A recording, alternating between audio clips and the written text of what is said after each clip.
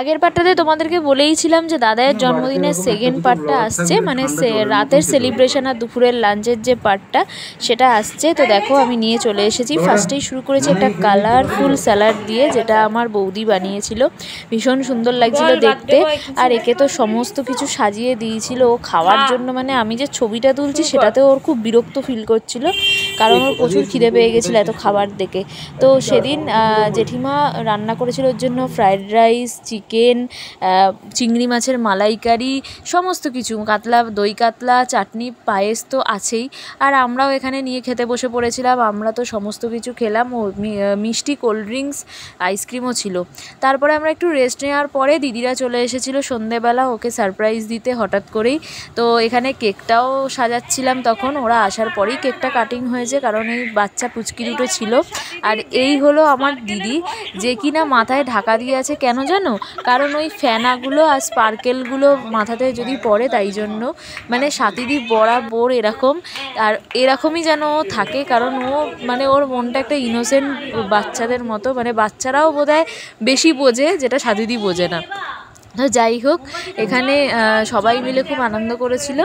আর বিশেষ করে বাচ্চাগুলো, মানে ওরা এত এক্সাইটেড, আর এরা এমন করে দাদাকে যে মামা মামা করে ছাড়তেই চায় না।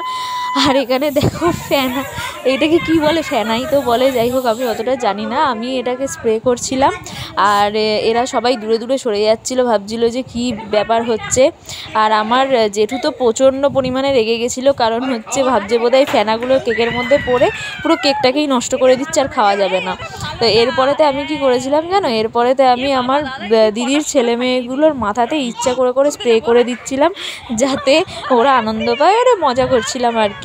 এরা তো দুজন এসছে আর আমার দুই দিদি এসছে, তাতেই এই অবস্থা। আমাদের বাড়িতে যদি সবাই মিলে যদি আসে, তাহলে তো মানে আমার বাড়িতে যুদ্ধই লেগে যাবে।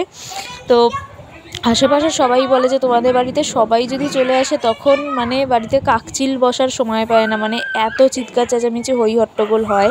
তো যাই হোক, সবাই তো আর আসতে পারেনি, আর এরা হঠাৎ করেই এসছে। এখানে সবাই সবাইকে কেক খাওয়াখাওয়ি করছিল। এরপরে কেক আর স্ন্যাক্স দেওয়ার পরে অনেকক্ষণ এরা গল্প টল্প করেছে, করার পরে ওরা ডিনার করে নিয়েছিল। তো বাচ্চা পার্টিগুলো সবাই ভালো করে খেয়েছে, সেটা দেখে আমরা সবাই খুব খুশি হয়েছিলাম। আর দিদিরা তো খেয়েইছে, খাওয়া দাওয়া করে একটু বসে গল্প টল্প করে ওরা চলে গেছিলো বাড়িতে, কারণ অনেকটাই রাত হয়ে গেছিলো।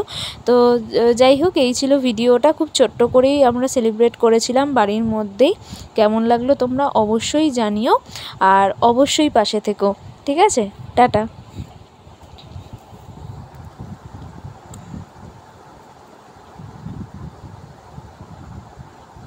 ভিডিওটা ভালো লাগলে লাইক আর কমেন্ট করে দিও।